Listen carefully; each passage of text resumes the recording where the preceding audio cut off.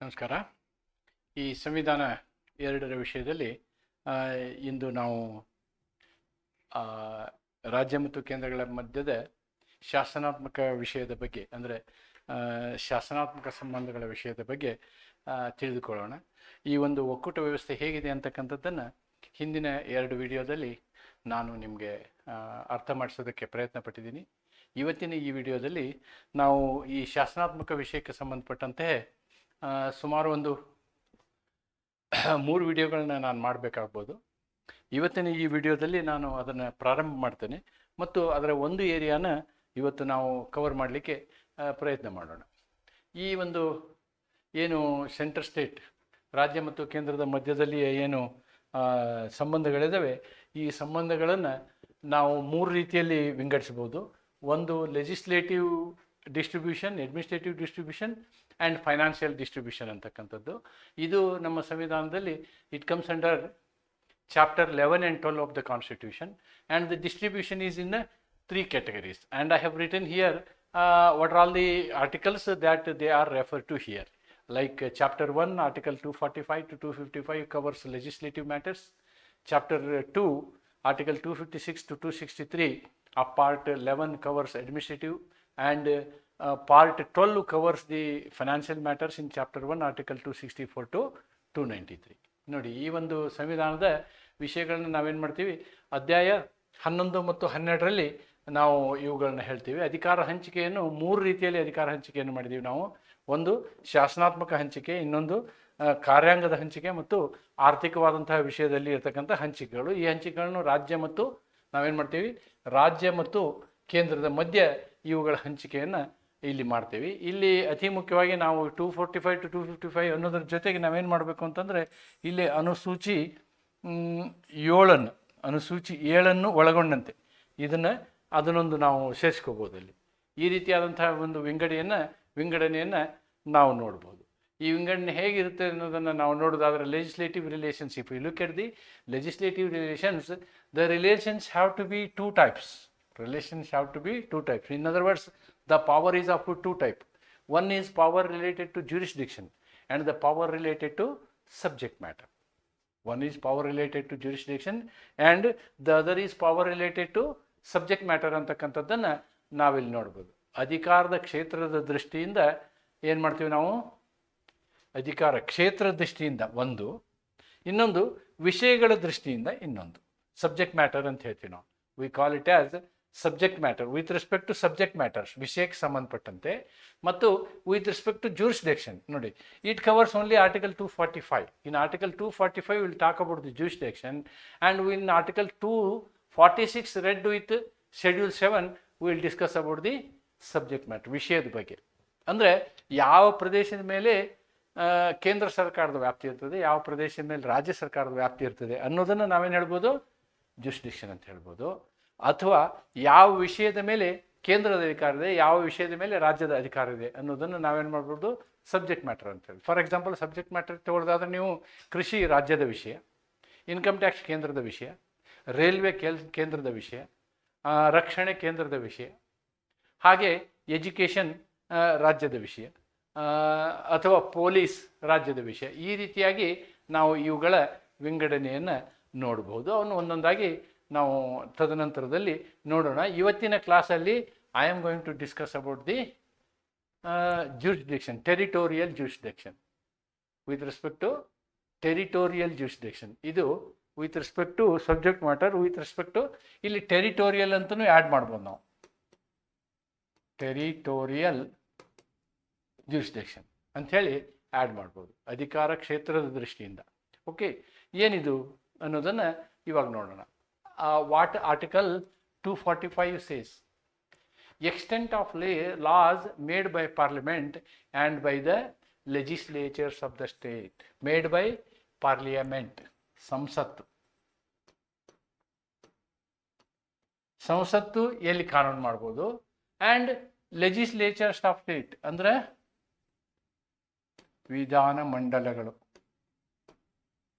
ವಿಧಾನಮಂಡಲಗಳು ಎಲ್ಲೆಲ್ಲಿ ಮಾಡ್ಬೋದು ಅಂತ. Subject to the provision of this constitution, Parliament may law for the whole or any part of the territory of India, and the legislature of the state may make laws for the whole or any part of the state. Very simple. For the entire country, the parliament can enact a law. For the entire respective state, the state government or the state legislature can make law with respect to its state area, state geographical area ಅಂತಕ್ಕಂಥದ್ದು 245(1) ಅರ್ಥ. 245(1) subclass 1 of article 245 talks about this very simple article, very simple article.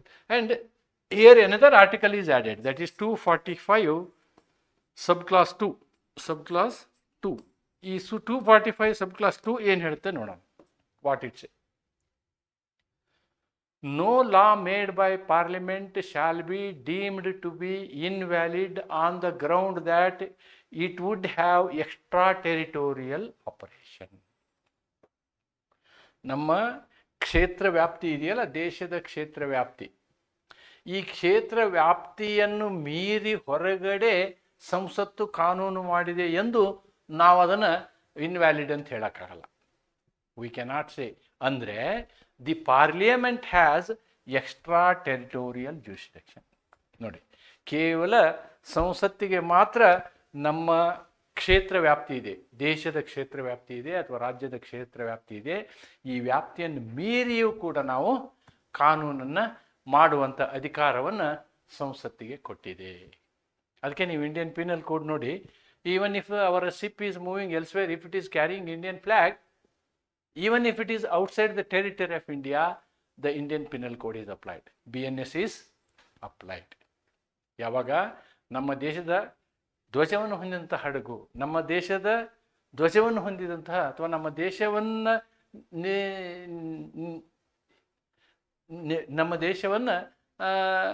ಏನು ಹೇಳ್ತೀವಿ ನಾವು, ಪ್ರತಿನಿಧಿಸುವಂತಹ, ನಮ್ಮ ದೇಶವನ್ನು ಪ್ರತಿನಿಧಿಸುವಂತಹ ಒಂದು ವಿಮಾನ, ಒಂದು ಹಡಗು, ಅದು ನಮ್ಮ ದೇಶದ ಕ್ಷೇತ್ರ ವ್ಯಾಪ್ತಿಯನ್ನು ಬಿಟ್ಟು ಹೊರಗಿದ್ದಾಗೂ ಕೂಡ ನಮ್ಮ ಕಾನೂನು ಅದಕ್ಕೆ ಅಪ್ಲೈ ಆಗುತ್ತೆ ಅನ್ನೋದಕ್ಕೆ ಇದೊಂದು ನಿದರ್ಶನ. 245(2) is one such this one. ಕನ್ನಡದಲ್ಲಿ ನೋಡೋದಾದರೆ ವಾಟ್ 245 ಸೇಸ್? 245 ಹೆಡ್ಡಿಂಗ್ ನೋಡಿ, ಸಂಸತ್ತು ಮತ್ತು ರಾಜ್ಯ ವಿಧಾನಮಂಡಲಗಳು ರಚಿಸಿದ ಕಾನೂನುಗಳ ವ್ಯಾಪ್ತಿ. ಈ ಸಂವಿಧಾನದ ಉಪಬಂಧಗಳಿಗೆ ಒಳಪಟ್ಟು, ಅಂದರೆ ಅಕಾರ್ಡಿಂಗ್ ಟು ದಿಸ್ ಕಾನ್ಸ್ಟಿಟ್ಯೂಷನ್ ಅಂತ, ಸಂಸತ್ತು ಭಾರತದ ಸಮಗ್ರ ರಾಜ್ಯ ಕ್ಷೇತ್ರಕ್ಕಾಗಿ, ಎಂಟೈರ್ ಕಂಟ್ರಿ ಅಥವಾ ಅದರ ಯಾವುದೇ ಭಾಗಕ್ಕಾಗಿ ಕಾನೂನುಗಳನ್ನು ರಚಿಸಬಹುದು. ಒಂದು ರಾಜ್ಯದ ವಿಧಾನಮಂಡಲವು, ಯಾವುದೇ ಒಂದು ರಾಜ್ಯದ ವಿಧಾನಮಂಡಲವು ಸಮಗ್ರ ರಾಜ್ಯಕ್ಕಾಗಿ ಅಥವಾ ಅದರ ಯಾವುದೇ ಭಾಗಕ್ಕಾಗಿ ಕಾನೂನುಗಳನ್ನು ರಚಿಸಬಹುದು. So state in state limit, in its limit, state limit, country, nation or India for the entire country, ಇಡೀ ದೇಶಕ್ಕೆ ಮಾಡಬಹುದು. ನೋಡಿ, ಸಂಸತ್ತು ರಚಿಸಿದ ಯಾವುದೇ ಕಾನೂನು ರಾಜ್ಯ ಕ್ಷೇತ್ರಾತೀತ ಪರಿಣಾಮವುಳ್ಳದ್ದಾಗಿದೆ ಎಂಬ ಕಾರಣಕ್ಕಾಗಿ ಅದು ಅಸಿಂಧುವಾಗಿದೆ ಎಂದು ಹೇಳಲಾಗಲ್ಲ. If the law, the jurisdiction of the law area extends beyond the territory of India, if the law is done by parliament, that law is valid only. It cannot be declared as unlawful. It cannot be declared as void. ಸಂಸತ್ತು ರಚಿಸಿದ ಯಾವುದೇ ಕಾನೂನು ರಾಜ್ಯ ಕ್ಷೇತ್ರಾತೀತ ಪರಿಣಾಮವುಳ್ಳದ್ದಾಗಿರುವುದೆಂಬ ಕಾರಣದ ಮೇಲೆ ಅಸಿಂಧುವಾಗಿದೆ ಎಂದು ಭಾವಿಸತಕ್ಕದ್ದಲ್ಲ. This is what is article 245. ಈ 245 ಮೇಲೆ there is one important doctrine. That doctrine is called territorial nexus. ಈ ಟೆರಿಟೋರಿಯಲ್ ನೆಕ್ಸಸ್ ಏನಿದೆಯಲ್ಲ, ಇದನ್ನು ನಿಮಗೆ ಪರೀಕ್ಷೆಯಲ್ಲಿ ಕೇಳ್ತಾರೆ. This is very important. If a question is to be asked on central state relation for the purpose of short note, this will be the handy point for them. Territorial nexus doctrine. Territorial nexus doctrine. ಪ್ರದೇಶೀಯ ಸಂಪರ್ಕ ಸಿದ್ಧಾಂತ. ಪ್ರದೇಶೀಯ ಸಂಪರ್ಕ ಸಿದ್ಧಾಂತ ಏನಿದು ಪ್ರದೇಶೀಯ ಸಂಪರ್ಕ ಸಿದ್ಧಾಂತ ಅಂಥೇಳಿ ನಾವು ನೋಡೋದಾದರೆ, ಇಲ್ಲಿ ಒಂದು ಕಾನೂನನ್ನು ನಾವು ಮಾಡಿದಾಗ ಅದು ಕಾನೂನು ನಮ್ಮ ಕ್ಷೇತ್ರ ವ್ಯಾಪ್ತಿಯನ್ನು ಬಿಟ್ಟು ಹೊರಗಡೆ ಅದನ್ನು ಅನ್ವಯಿಸುವಂತಹ ಪ್ರಸಂಗ ಬರ್ಬೋದು. ಅದಕ್ಕೆ ನಾವೇನಂತೀವಿ ಅಂದರೆ ಟೆರಿಟೋರಿಯಲ್ ನೆಕ್ಸಸ್ ಅಂತ ಹೇಳ್ತೀವಿ. ಏನು ಟೆರಿಟೋರಿಯಲ್ ನೆಕ್ಸಸ್ ಅಂದರೆ? ನೆಕ್ಸಸ್ ಅಂದರೆ ನಿಕಟವಾದ ಸಂಬಂಧ. ನೆಕ್ಸಸ್ ಅಂದರೆ ನಿಕಟವಾದ ಸಂಬಂಧ. ನಿಕಟವಾದ ಸಂಬಂಧ ನಮ್ಮ ರಾಜ್ಯ ಕ್ಷೇತ್ರಕ್ಕಿದ್ರೆ, ನಮ್ಮ ದೇಶದ ಕ್ಷೇತ್ರಕ್ಕಿದ್ರೆ ಆವಾಗ ಆ ಕಾನೂನು ವ್ಯಾಲಿಡ್ ಆಗುತ್ತೆ ಅಂತಕ್ಕಂಥದ್ದನ್ನು ನಾವು ನೋಡ್ತೀವಿ. ಒಂದು ಪ್ರೀ ಇಂಡಿಪೆಂಡೆನ್ಸ್ ಕೇಸನ್ನು ನಾವು ನೋಡೋಣ. ಅದಾದಮೇಲೆ ವಿದಿನ್ ಇಂಡಿಯಾ ಏನು ಕೇಸ್ ಇದ್ದಾವೆ ಅವುಗಳನ್ನು ಡೀಟೇಲ್ ಆಗಿ ನೋಡೋಣ. ಇಲ್ಲಿ Wallace brothers and co versus commissioner of income tax Bombay. ನೋಡಿ, Wallace brothers versus commissioner of income tax Bombay. ಇಲ್ಲಿ ಕೇಸ್ನ ಸರಳ ಅರ್ಥ ಇಷ್ಟೇ, ಏನಂದರೆ ಇದೊಂದು ಇಂಗ್ಲೆಂಡಿನ ಕಂಪನಿ. ಇದರ ಸಬಾರ್ಡಿನೇಟ್ ಕಂಪ್ನಿಗಳು ಭಾರತದಲ್ಲಿ ಕೆಲಸ ಮಾಡ್ತಿರ್ತವೆ. ಭಾರತದಲ್ಲಿ ಕೆಲಸ ಮಾಡೋದ್ರಿಂದ ಭಾರತದ ಅವರ ವ್ಯವಹಾರದಿಂದ ಅವರುಗಳಿಗೆ ಲಾಭ ಆಗುತ್ತೆ. ಆ ಲಾಭದ ಮೇಲೆ ನಾವು ಟ್ಯಾಕ್ಸ್ ಹಾಕ್ತೀವಿ. ಇವರೇನು ಹೇಳ್ತಾರೆ, ನಮ್ಮ ಕಂಪನಿ ಭಾರತದಲ್ಲಿ ರಿಜಿಸ್ಟರ್ ಆಗಿಲ್ಲ, ನಾವು ಟ್ಯಾಕ್ಸ್ ಕೊಡೋದಿಲ್ಲ ಅಂತೇಳಿ. ಆದರೆ ಕೋರ್ಟ್ ಏನು ಹೇಳುತ್ತೆ ಅಲ್ಟಿಮೇಟ್ಲಿ, ಇಲ್ಲ, there is a territorial nexus. ನಿಮಗೆ ಬಂದಂತಹ ಲಾಭ ಭಾರತದಿಂದ ಬಂದಿದೆ, ಆದ್ದರಿಂದ ನೀವು ಟ್ಯಾಕ್ಸ್ ಕೊಡಲಿಕ್ಕೆ ಬಾಧ್ಯರಾಗಿರ್ತೀರಿ ಅಂತಕ್ಕಂಥದ್ದನ್ನು ಈ ಕೇಸಲ್ಲಿ ಹೇಳ್ತಾರೆ. This is a landmark judgment related to the territorial nexus doctrine. ನೋಡಿ, ಇದು ಟೆರಿಟೋರಿಯಲ್ ನೆಕ್ಸಸ್ ಡಾಕ್ಟ್ರಿನ್ಗೆ ಬಹಳ ಅತಿ ಮೊದಲನೆಯ ಪ್ರಕರಣ ಇದು. ಇದನ್ನು ನಾವು ಹೇಳ್ಬೋದು. ಏನಿದೆ ಇದು case summary? Wallace brothers and co was a company incorporated in UK, in United Kingdom, but had business operations in British India. ನೋಡಿ, ನಾವು ಸ್ವಾತಂತ್ರ್ಯ ಆಗೋಕ್ಕಿಂತ ಮೊದಲಿನ ನಮ್ಮ ಭಾರತಕ್ಕೆ ನಾವು ಬ್ರಿಟಿಷ್ ಇಂಡಿಯಾ ಅಂತೀವಿ. ಇಲ್ಲಿ ಅದು ತನ್ನ ಕಾರ್ಯವ್ಯಾಪ್ತಿಯನ್ನು ಹೊಂದಿತ್ತು, ಬಟ್ ಅದು ರಿಜಿಸ್ಟರ್ ಆಗಿದ್ದು ಇಂಗ್ಲೆಂಡ್ನಲ್ಲಿ. The question arose whether British India could impose income tax on the company's foreign income. ನೋಡಿ, ಪ್ರಶ್ನೆ ಏನು ಅಂತಂದರೆ, ಅಲ್ಲಿ ಇರ್ತಕ್ಕಂತಹ ಕಂಪನಿ ಮೇಲೆ ನಾವು ಟ್ಯಾಕ್ಸ್ ವಿಧಿಸ್ಬೋದಾ ಅಂತಕ್ಕಂಥದ್ದು. Issue whether the Indian government had the power to tax income that was earned outside its territorial jurisdiction, that is outside British India. Outside British India. This was the question. It had business operations in India ಅನ್ನೋದನ್ನು ನೀವು mark ಮಾಡಿ. This is very very important. Now judgment. The Privy Council upheld the validity of tax imposed by Indian government. ನೋಡಿ, ಆವಾಗ top most court privy council, ruling that if a business has a sufficient territorial nexus, ನೀವು ಮಾಡ್ತಕ್ಕಂತಹ ವ್ಯವಹಾರ ಕಾರ್ಯ ಕ್ಷೇತ್ರ ವ್ಯಾಪ್ತಿಯಲ್ಲಿ ಸಂಬಂಧವನ್ನು ಹೊಂದಿದೆ. ಎಲ್ಲಿ ಹೊಂದಿದೆ? ಭಾರತದಲ್ಲಿ ವ್ಯಾಪಾರ ಮಾಡ್ತೀರಿ ನೀವು. Such as operations are controlled in India. Operations are controls in India, it can be taxed even if some income originates from outside India. ನಿಮ್ಮ ಕೆಲವು ಇನ್ಕಮ್ಮು ಭಾರತದಿಂದ ಹೊರಗಿದ್ರೂ ಕೂಡ no problem, because you are operating in India, so they are bound to pay the tax ಅಂತೇಳಿ privy council ಹೇಳ್ತು. A companies control, management and operations in India provide a legitimate basis for the taxation. This is territorial nexus. Significance of the case: established the doctrine of territorial nexus, confirmed that the state can levy taxes on foreign income if there is a real connection between the taxpayer and the taxing state. ನೋಡಿ, ಇಲ್ಲಿ ಸಂಬಂಧ ಯಾರಿಗಿರಬೇಕು? Real nexus, real connection. ಇಲ್ಲಿ connection ಅನ್ನೋದಕ್ಕಿಂತ ನೀವು nexus ಅನ್ಬೋದು. Real nexus between the tax payer ಮತ್ತು taxing state. Taxing state ಯಾರಿಲ್ಲಿ? ಭಾರತ. ಟ್ಯಾಕ್ಸ್ ಪೇಯರ್ ಯಾರು? Company registered in UK. ಯಾಕೆ? ದ ರೀಸನ್ ಈಸ್ ಅವರು ಇಂಡಿಯಾದಲ್ಲಿ ವ್ಯವಹಾರ ಮಾಡ್ತಿದ್ರು. ಇಂಡಿಯಾದಲ್ಲಿ ವ್ಯವಹಾರ ಮಾಡ್ತಿದ್ರಿಂದ ಇಂಡಿಯಾದ ವ್ಯವಹಾರದಿಂದ ಅವರಿಗೆ ಲಾಭ ಆಗಿದೆ. So this is the nexus, territorial nexus ಅಂಥೇಳಿ ನಾವಿಲ್ಲಿ ಹೇಳ್ಬೋದು. This case laid the foundation for modern international tax laws related to jurisdiction and cross border income taxation. ನಮಗೇನು ಇದೇನು ಇಂಪಾರ್ಟೆಂಟ್ ಅಲ್ಲ, ಬಟ್ ದಿಸ್ ಟೆರಿಟೋರಿಯಲ್ ನೆಕ್ಸಸ್ ನೀವು ಇಷ್ಟು ಬರೆದ್ರೆ ಸಾಕು. Extra territorial jurisdiction article 245(2) is only for parliament and not for state legislature. ನಾ ಹೇಳಿದ್ನಲ್ವಾ, extra territorial ಆ್ಯಕ್ಟ್ನ ಇವರು ಮಾತ್ರ ಮಾಡ್ಬೋದು. ಪ್ರದೇಶೀಯ ಸಂಪರ್ಕ ಸಿದ್ಧಾಂತ, ವ್ಯಾಲೇಸ್ ಕಂಪನಿ. ಈ ಪ್ರಕರಣ ಪ್ರದೇಶೀಯ ಸಂಪರ್ಕ ಸಿದ್ಧಾಂತದ ನಿಯಮಗಳಿಗೆ ಸಂಬಂಧಿಸಿದ ತೀರ್ಪು ಆಗಿದೆ. ಪ್ರಕರಣದ ಸಂಕ್ಷಿಪ್ತ ವಿವರ. ಈ ಕಂಪನಿಯು UK ನೆಲೆಸಿದ್ದರೂ ಬ್ರಿಟಿಷ್ ಭಾರತದಲ್ಲಿ ವ್ಯಾಪಾರ ನಡೆಸುತ್ತಿತ್ತು. ಪ್ರಶ್ನೆಯು ಏರಿತು. ಏನು ಪ್ರಶ್ನೆ? ಬ್ರಿಟಿಷ್ ಭಾರತವು ಆ ಕಂಪನಿಯ ವಿದೇಶಿ ಆದಾಯದ ಮೇಲೆ ಟ್ಯಾಕ್ಸ್ ವಿಧಿಸಬಹುದೇ? ಸಮಸ್ಯೆ: ಭೌಗೋಳಿಕ ಪರಿಧಿಯ ಹೊರಗಿನ ಆದಾಯದ ಮೇಲೆ ಭಾರತೀಯ ತೆರಿಗೆ ಟ್ಯಾಕ್ಸ್ ವಿಧಿಸಲು ಅಧಿಕಾರ ಹೊಂದಿದೆಯೇ ಅಂತಕ್ಕಂಥದ್ದು. ಇಲ್ಲಿ ಹೊರಗಿನ ವಿಷಯದ ಮೇಲೆ ಟ್ಯಾಕ್ಸ್ ಅಲ್ಲ, ಇಲ್ಲಿ ಏನಾಗುತ್ತೆ ಅಂತಂದರೆ ಪ್ರಿವಿ ಕನ್ಸಿಲ್ ಏನು ಮಾಡ್ತೀವಿ ನೋಡಿ, ಒಂದು ವ್ಯಾಪಾರಕ್ಕೆ ಪ್ರದೇಶೀಯ ಸಂಪರ್ಕ ಇದ್ದರೆ, ಇದು ಟೆರಿಟೋರಿಯಲ್ ನೆಕ್ಸಸ್ ಇದ್ದರೆ, ಪ್ರದೇಶೀಯ ಸಂಪರ್ಕ ಇದ್ದರೆ, ಉದಾಹರಣೆಗೆ ಭಾರತದಲ್ಲಿ ನಿಯಂತ್ರಣ ಅಥವಾ ಕಾರ್ಯಾಚರಣೆಗಳಿರುವಾಗ, ಭಾರತದಲ್ಲಿ ಅದು ಕೆಲಸ ಮಾಡ್ತಾ ಇರುವಾಗ ಅದನ್ನು ತೆರಿಗೆ ಒಳಪಡಿಸಬಹುದು. ಭಿನ್ನ ರಾಷ್ಟ್ರದಲ್ಲಿ ಆದಾಯ ಉತ್ಪತ್ತಿಯಾದರೂ ಕೂಡ, ಅಂದರೆ ನೀವು ಭಾರತದಲ್ಲಿ ನೀವು ಉತ್ಪನ್ನ ತೆಗಿತೀರೋ ಇಲ್ಲೋ, ತೆಗಿತೀರಿ ಅಂದಮೇಲೆ ಟ್ಯಾಕ್ಸ್ ಕೊಡಬೇಕು. ನೀವು ಬೇರೆ ದೇಶದಲ್ಲಿ ಉತ್ಪನ್ನ ಬರುತ್ತೆ ನನಗೆ ಅದಕ್ಕೆ ಕೊಡೋಕ್ಕಾಗಲ್ಲ ಅಂತ ಹೇಳೋಕ್ಕಾಗಲ್ಲ ಅಂತ. ಕಂಪನಿ ಆಡಳಿತ ನಿರ್ವಹಣೆ ಮತ್ತು ಕಾರ್ಯಾಚರಣೆಗಳು ಭಾರತದಲ್ಲಿ ನಡೆದಿದ್ದರೆ ಅದು ತೆರಿಗೆ ವಿಧಿಸಲು ಪರ್ಯಾಯವಾದ ಮೂಲಭೂತ ಆಧಾರ ಒದಗಿಸುತ್ತದೆ. That is the basis for imposing tax. ಪ್ರಕರಣದ ಮಹತ್ವ. ಪ್ರದೇಶೀಯ ಸಂಪರ್ಕ ಸಿದ್ಧಾಂತವನ್ನು ಪ್ರಾರಂಭಿಸಿತು. ಒಂದು ರಾಜ್ಯವು ವಿದೇಶಿ ಕಂಪನಿ ಮೇಲೆ ತೆರಿಗೆ ವಿಧಿಸಬಹುದು, ಆದರೆ ಅದರ ತೆರಿಗೆದಾರ ಮತ್ತು ರಾಜ್ಯದ ನಡುವಿನ ನಿಜವಾದ ಸಂಬಂಧ ಇರಬೇಕು. ಈ ತೀರ್ಪು ಆಧುನಿಕ ಅಂತಾರಾಷ್ಟ್ರೀಯ ತೆರಿಗೆ ಕಾನೂನುಗಳ ಮತ್ತು ಪರದೇಶೀಯ ಆದಾಯ ತೆರಿಗೆ ನಿಯಮಗಳ ತತ್ವಗಳನ್ನು ರೂಪಿಸುವ ಪ್ರಮುಖ ಆಧಾರವಾಯಿತು.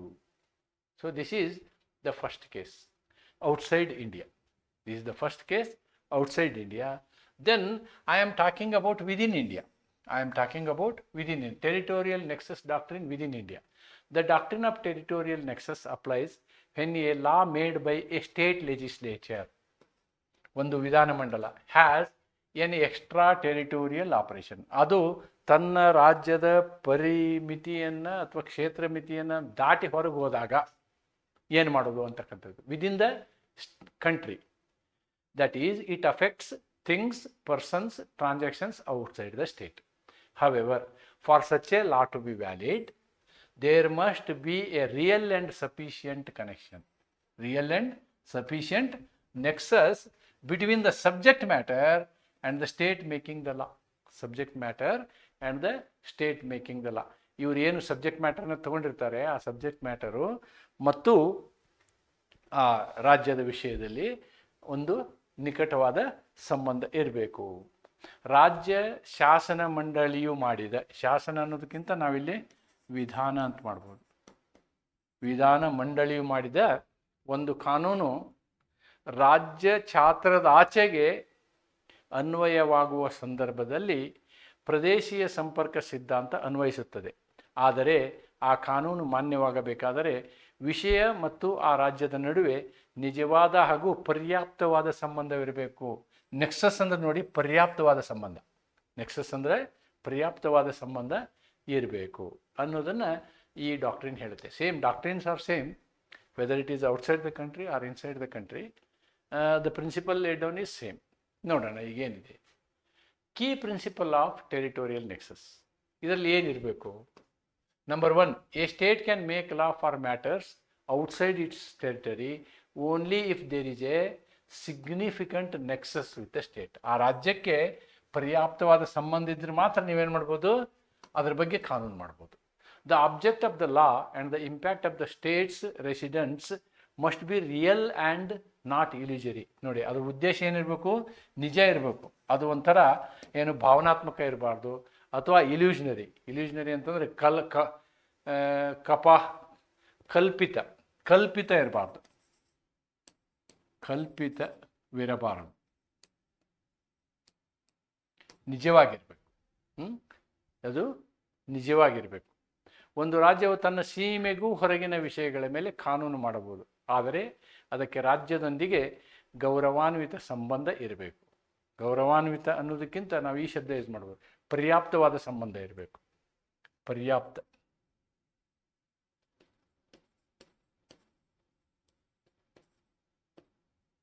ಪರ್ಯಾಪ್ತ ಸಂಬಂಧ ಇರಬೇಕು. ಆ ಕಾನೂನಿನ ಉದ್ದೇಶ ಮತ್ತು ಅದರ ರಾಜ್ಯದ ನಿವಾಸಿಗಳ ಮೇಲೆ ಬೀರುವ ಪರಿಣಾಮ ವಾಸ್ತವವಾಗಿರಬೇಕು, ಕಲ್ಪಿತವಾಗಿರಬಾರದು.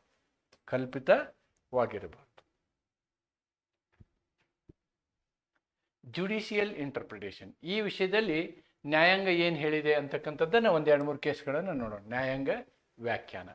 Supreme court ಅಫೆಲ್ಡ್ this doctrine in multiple cases. ಅದರಲ್ಲಿ 1ನೇ ಪ್ರಕರಣ ಇದು. ನಾವು ಮೊದಲೊಂದು ಪ್ರಕರಣ ನೋಡಿದ್ವಿ, ದೇಶದ ಒಳಗಡೆ ಈ ಪ್ರಕರಣ. ಫಸ್ಟ್ ಪ್ರಕರಣ ದೇಶದ ಒಳಗಡೆ, state of Bombay versus RMDC ಅಂತ ಹೇಳ್ತಾರೆ. RMDC ಅಂತ ಬರೆದ್ರು ಸಾಕು, RMD ಚಾಂಬರ್ಗ್ವಾಲಾ ಅಂತಾರೆ ಈ ಕೇಸಿಗೆ. RMD ಚಾಂಬರ್ಗ್ವಾಲಾ. ಏನು ಕೇಸ್ ಇದು? State imposed tax on prize competitions conducted outside the state, but since participants were from Bombay, there was a nexus. State of Bombay versus Bombay. ರಾಜ್ಯವು ಬಾಂಬೆ ಹೊರಗಿನ ಬಹುಮಗಳ ಸ್ಪರ್ಧೆಗಳ ಮೇಲೆ ತೆರಿಗೆ ವಿಧಿಸಿತು. ಆದರೆ ಸ್ಪರ್ಧೆಯಲ್ಲಿ ಭಾಗವಹಿಸಿದವರು ಬಾಂಬೆ ನಿವಾಸಿಗಳು ಆಗಿದ್ದರಿಂದ ನೆಕ್ಸಸ್ ಇತ್ತು. Okay, the case is this much only. Then I will give a little explanation on this. ನೀವು ಪರೀಕ್ಷೆಯಲ್ಲಿ ಇಷ್ಟೇ ಬರೆದ್ರೂ ಸಾಕಾಗುತ್ತೆ. ಇಲ್ಲಿ ಏನಂದರೆ, RMD ಚಾಂಬರ್ಗ್ವಾಲಾ ಅಂತಕ್ಕಂಥವರು ಒಂದು ಪತ್ರಿಕೆ ಹೊರಡಿಸ್ತಿದ್ರು. ಆ ಪತ್ರಿಕೆ ಹೆಸರು ಏನಂತಂದರೆ ಸ್ಪೋರ್ಟಿಂಗ್ ಸ್ಟಾರ್ ಅಂತ. ಬೆಂಗಳೂರಿನಿಂದ ಒಂದು ಪತ್ರಿಕೆ ಹೊರಡಿಸ್ತಿದ್ರು. ಅದರಲ್ಲಿ ಕಾಂಪಿಟೇಷನ್ಸ್ ಕ್ರಿಯೇಟ್ ಮಾಡ್ತಿದ್ರು. ಈ ನಂಬರ್ ಕಾಂಪಿಟೇಷನ್ನು, ಏನು ಅದಕ್ಕೆ ಎಂಟ್ರಿ ಕೊಡೋದು, ಆಮೇಲೆ ಪ್ರೈಸ್ ಕೊಡೋದು. ಇದರಿಂದ ಏನಾಯಿತು, ಆ ಕಂಪನಿಗೆ ಲಾಭ ಆ ಪೇಪರ್ಗೆ ಲಾಭ ಆಗಕ್ಕೆ ಶುರುವಾಯಿತು. ಆದರೆ ಇಲ್ಲಿ ವಿಷಯ ಏನಾಯಿತು ಅಂತಂದರೆ, ಬಹಳಷ್ಟು ಈ ಕಂಪ್ನಿಗಳಿಗೆ ಈ ಪೇಪರಿಗೆ ಆಪ್ರೇಟ್ ಆಗಿದ್ದು ಬೆಂಗಳೂರಿನಿಂದ. ಈ ಪೇಪರಿಗೆ ಬರ್ತಕ್ಕಂಥ ಕಂಪ್ನಿಗೆ ಬರ್ತಕ್ಕಂಥ ಎಲ್ಲ ವಿಷಯಗಳೇನಿದಾವಲ್ಲ ಅವೆಲ್ಲವನ್ನು, ಅಂದರೆ ಅದಕ್ಕೆ ಬರ್ತಕ್ಕಂಥ ಇನ್ಕಮ್ ಏನಾಯಿತು, ಬಾಂಬೆದವ್ರು ಹೆಚ್ಚು ಇದರಲ್ಲಿ ಆಟ ಆಡ್ತಿದ್ರು. ಬಾಂಬೆದಲ್ಲಿ ಹೆಚ್ಚು ಇದರಲ್ಲಿ ಆಟ ಆಡ್ತಿದ್ದರಿಂದ ಬಾಂಬೆಯವರಿಂದ ಇವರಿಗೆ ಇನ್ಕಮ್ಮು ತುಂಬ ಬರ್ತಾಯಿತ್ತು. ಆದರೆ ಇವ್ರ ಪೇಪರ್ ಇದ್ದದ್ದು ಬೆಂಗಳೂರಿನಲ್ಲಿ. ಬಾಂಬೆ ಗೌರ್ಮೆಂಟ್ ಇವ್ರ ಮೇಲೆ ಟ್ಯಾಕ್ಸ್ ಹಾಕ್ತು. ಆವಾಗ RMD ಚಾಂಬರ್ಗ್ವಾಲಾ ಹೇಳಿದರು, ಇಲ್ಲ ನಾವು ಕರ್ನಾಟಕದಿಂದ ಪೇಪರ್ ಆಪ್ರೇಟ್ ಮಾಡ್ತೀವಿ, ನಮಗೆ ಸಂಬಂಧ ಇಲ್ಲ ಅಂಥೇಳಿ. ಆದರೆ ಬಾಂಬೆಯ ವ್ಯಕ್ತಿಗಳು ಇವ್ರ ಜೊತೆ ಆಟ ಆಡಿ ಇವರಿಗೆ ಲಾಭ ಬರ್ತಾ ಇರೋದ್ರಿಂದ ಇವರ ಆಪರೇಷನ್ ಎಲ್ಲಿತ್ತು, ಬಾಂಬೆನಲ್ಲಿತ್ತು. ಆದ್ದರಿಂದ ಮಹಾರಾಷ್ಟ್ರ ರಾಜ್ಯ ಮಾಡಿದ ಕಾನೂನು it is having A territorial nexus ಅಂಥೇಳಿ ಅವರು ಹಾಕಿದಂಥ ತೆರಿಗೆಯನ್ನು ಚಾಂಬರ್ಗ್ವಾಲಾ ಪೇ ಮಾಡಬೇಕು ಅಂತೇಳಿ ಕೋರ್ಟು ನಿರ್ಧಾರ ಮಾಡುತ್ತೆ. That is the case. That's it. Then Tata Iron and Steel versus Bihar state. Bihar levied a sale tax on goods produced in Bihar but sold outside the state. Since production was in Bihar, court upheld the tax. ನೋಡಿ, ಇಲ್ಲಿ ಆ ಬಿಹಾರ ರಾಜ್ಯದಲ್ಲಿ produce ಆಗುವಂತಹ ಮಟೀರಿಯಲ್ಗಳನ್ನು ಇವರು ಬೇರೆ ಕಡೆ ಮಾರ್ತಿದ್ರು. ಆದರೆ ಬೇರೆ ಕಡೆ ಮಾರಿದ್ರಿಂದ ಲಾಭ ಬರುತ್ತೆ, ಆದ್ದರಿಂದ ಬೇರೆ ಸ್ಟೇಟಿಗೆ ನಾವು ಟ್ಯಾಕ್ಸ್ ಕೊಡ್ಬೋದು, ನಿಮಗೆ ಯಾಕೆ ಕಟ್ಟಬೇಕು ಅಂಥೇಳಿ ಪ್ರಶ್ನೆ ಬಂತು. ಬಟ್ ಕೋರ್ಟ್ ಹೇಳಿ, ನೀವು ಇಲ್ಲೇ ಪ್ರೊಡ್ಯೂಸ್ ಮಾಡೋದ್ರಿಂದ, ಇಲ್ಲಿ ಪ್ರೊಡ್ಯೂಸ್ ಮಾಡೋದ್ರ ಕಾರಣಕ್ಕಾಗಿ ಏನಾಗುತ್ತೆ, ನಿಮಗೆ ಲಾಭ ಬರ್ತಾ ಇದೆ. ಆ ಜಾಗ ಯಾವುದು, ಬಿಹಾರ ರಾಜ್ಯ. ಆದ್ದರಿಂದ ಬಿಹಾರ ರಾಜ್ಯಕ್ಕೆ ನೀವು ಟ್ಯಾಕ್ಸ್ ಕೊಡಬೇಕು ಅನ್ನೋದನ್ನು ಈ ಪ್ರಕರಣದಲ್ಲಿ ನಿರ್ಧರಿಸಲಾಯಿತು. ಉತ್ಪಾದಿತವಾದ ಅದರ ರಾಜ್ಯದ ಹೊರಗೆ ಮಾರಾಟವಾದ ವಸ್ತುಗಳ ಮೇಲೆ ಮಾರಾಟ ತೆರಿಗೆ ವಿಧಿಸಿತು. ಉತ್ಪಾದನೆ ಬಿಹಾರದಲ್ಲಿ ನಡೆದಿದ್ದರಿಂದ ಸಂಪರ್ಕವಿದೆ ಎಂದು ನ್ಯಾಯಾಲಯ ನಿರ್ಧರಿಸಿತು. Thus, Article 245 ensures that laws remain territorially valid while allowing exception under territorial nexus doctrine. ಹೀಗಾಗಿ ಆರ್ಟಿಕಲ್ 245 ಕಾನೂನುಗಳ ಪ್ರದೇಶೀಯ ಮಾನ್ಯತೆ ಕಾಯ್ದುಕೊಳ್ಳುವಂತೆ ಮಾಡುತ್ತದೆ. ಹಾಗಾಗಿಯೇ ಪ್ರದೇಶೀಯ ಸಂಪರ್ಕ ಸಿದ್ಧಾಂತಕ್ಕೆ ಕೆಲವು ವಿನಾಯಿತಿಗಳನ್ನು ಒದಗಿಸಲಾಗಿದೆ. So, I have given you 3 cases. One is Walai's case, another is RMD ಚಾಂಬರ್ಗ್ವಾಲಾ, and the third one is this Tata case. ಈ ರೀತಿಯಾಗಿ ನೀವು ಟೆರಿಟೋರಿಯಲ್ ನೆಕ್ಸಸ್ಗೆ ಈ 2-3 ಪ್ರಕರಣಗಳನ್ನ ಬರೀಬೇಕಾಗ್ತದೆ. ನನ್ನ ಪ್ರಕಾರ ಟೆರಿಟೋರಿಯಲ್ ನೆಕ್ಸಸ್ ಮೇಲೆ ಹೆಚ್ಚು ನಿಮಗೆ 6 ಮಾರ್ಕ್ಸಿನ ಪ್ರಶ್ನೆ ಕೇಳ್ಬೋದು. ಏನು, what do you understand by territorial nexus, or write a short note on territorial nexus ಅಂತಕ್ಕಂಥ ಪ್ರಶ್ನೆ ನಿಮಗೆ ಬರ್ಬೋದು. ಈ ಕೇಸ್ಗಳ ಅರ್ಥವನ್ನು ನೀವು ಸರಿಯಾಗಿ ಗಮನದಲ್ಲಿಟ್ಕೊಂಡು ಬರಿಬೇಕು ಅಂತಕ್ಕಂಥದ್ದನ್ನು ಹೇಳ್ತಾ, ಈ ಮುಂದಿನ ನನ್ನ ಕ್ಲಾಸ್ನಲ್ಲಿ ಶಾಸನಾತ್ಮಕ ಸಂಬಂಧಗಳ ಬಗ್ಗೆ ಚರ್ಚೆ ಮಾಡ್ತೀನಿ. ನಾನು ಇವತ್ತು ಮಾಡಿದಂತಹ ಚರ್ಚೆ ಕೇವಲ it is only about the territorial, ಅಂದರೆ ರಾಜ್ಯ ಕ್ಷೇತ್ರ ವ್ಯಾಪ್ತಿಗೆ ಸಂಬಂಧಪಟ್ಟಂತಹ ವಿಷಯದ ಬಗ್ಗೆ ನಾನು ಚರ್ಚೆ ಮಾಡಿದ್ದೀನಿ. ಇಲ್ಲಿ ರಾಜ್ಯ ಕ್ಷೇತ್ರ ವ್ಯಾಪ್ತಿಯಲ್ಲಿ ರಾಜ್ಯಕ್ಕೆ ಕೇವಲ ರಾಜ್ಯ ಕ್ಷೇತ್ರ ವ್ಯಾಪ್ತಿಯಲ್ಲಿ ಕಾನೂನು ಮಾಡುವಂಥ ಅಧಿಕಾರ ಇದೆ. ಕೇಂದ್ರಕ್ಕೆ ಇಡೀ ರಾಷ್ಟ್ರದ ಮೇಲೆ ಕಾನೂನು ಮಾಡುವಂಥ ವ್ಯವಸ್ಥೆ ಇದೆ. ಆದರೆ ಈ ಕ್ಷೇತ್ರ ಬಿಟ್ಟು ಹೊರಗಡೆ ಅಪ್ಲೈ ಆಗುವಂಥ ಕಾನೂನು ನೀನು ಮಾಡಿದೆಯಾ ಅಂಥೇಳಿ ಏನು ನಾವು ಸಂಸತ್ತಿಗೆ ಪ್ರಶ್ನೆ ಮಾಡುವಾಗಿಲ್ಲ. It can do the laws even beyond India. It can make laws which can apply even outside India ಅನ್ನೋದು ಅದರ ಅರ್ಥ. ಯಾವುದು 245(2). ದೆನ್ ಟೆರಿಟೋರಿಯಲ್ ನೆಕ್ಸಸ್ ಡಾಕ್ಟ್ರಿನ್ಗೆ ನಾನು ನಿಮಗೆ 3 ಕೇಸ್ಗಳನ್ನ ಕೊಟ್ಟಿದ್ದೀನಿ.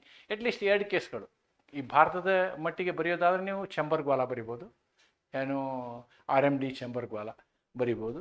ಆದರೆ ನೀವು ವಿದೇಶದ ಕೇಸ್ ಏನಾದ್ರು ಬರೆಯೋದು ಬೇಕು ಅಂತಂದರೆ, ಅಥವಾ ಸ್ವಾತಂತ್ರ್ಯ ಪೂರ್ವದಲ್ಲಿ ಬರೆಯುವಂಥ ಕೇಸ್ ಬರೆಯೋದಾದರೆ ನೀವು you can write the case of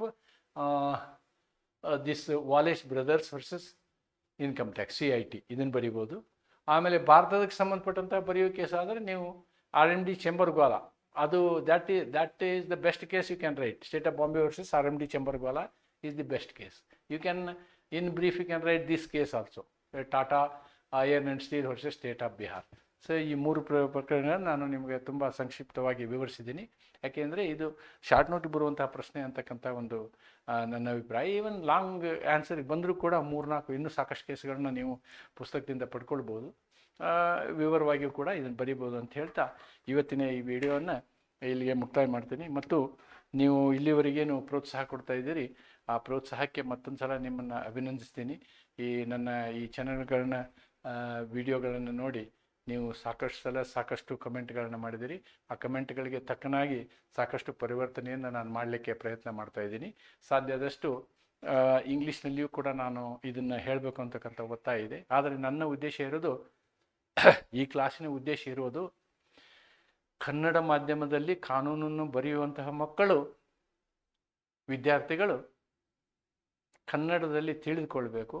ಜೊತೆಗೆ ಇಂಗ್ಲೀಷನ್ನು ಕೂಡ ನಾವು ಅರ್ಥ ಮಾಡಿಕೊಳ್ಳುವಂತಹ ಸ್ಥಿತಿಗತಿಗೆ ಬರಬೇಕಷ್ಟೇ ಅಲ್ಲ, ಈ ಒಂದು ಕೋರ್ಸ್ ಮುಗಿಯುವಷ್ಟರ ಹೊತ್ತಿಗೆ ಇಂಗ್ಲೀಷ್ನಲ್ಲಿಯೂ ಕೂಡ ನೀವು ಈ ಉತ್ತರವನ್ನು ಬರೆಯುವಂಥ ಶಕ್ತಿ ನಿಮ್ಗೆ ಬರುವಂಥ ಆಗಲಿ ಅಂತಕ್ಕಂಥ ಉದ್ದೇಶದಿಂದ ನಾನು ಬೈಲಿಂಗ್ವಲ್ ಪಾಠವನ್ನು ಮಾಡ್ತಾಯಿದ್ದೀನಿ. ಅದಕ್ಕೆ ನೀವೆಲ್ಲರೂ ಹೆಚ್ಚಿನ ರೀತಿಯಲ್ಲಿ ಗಮನ ಕೊಡಿ. ಹೆಚ್ಚು ನಾನು ವಿವರವಾಗಿ ವಿಡಿಯೋನ ಮಾಡ್ತಾಯಿದ್ದೀನಿ. ಏನಕ್ಕೆ ಅಂತಂದರೆ ನಿಮ್ಗೆ ಅದರ ಪರಿಕಲ್ಪನೆ, ಕಾನ್ಸೆಪ್ಟ್ ಅಂತ ಹೇಳ್ತಾರೆ, ಕಾನ್ಸೆಪ್ಟ್ ಒಂದು ಸಲ ನಿಮ್ಮ ಮನಸ್ಸಲ್ಲಿ ಹೋದರೆ ಎಕ್ಸಾಮ್ ಪಾಯಿಂಟ್ ಆಫ್ ವ್ಯೂ ನೀವು ಕೆಲವು ನೋಟ್ ಮಾಡ್ಕೊಂಡ್ರೆ ಸಾಕು. ಅಷ್ಟು ನೋಟ್ಸ್ ಮೇಲೇ ನೀವು ಪರೀಕ್ಷೆ ಬರೀಬೋದು ಅಂತಕ್ಕಂಥದ್ದು ನನ್ನ ಅಭಿಪ್ರಾಯ ಅಂತ ಹೇಳ್ತಾ ಇವತ್ತಿನ ಕ್ಲಾಸನ್ನು ಮುಗಿಸ್ತೀನಿ. ನಮಸ್ಕಾರ. Thank you.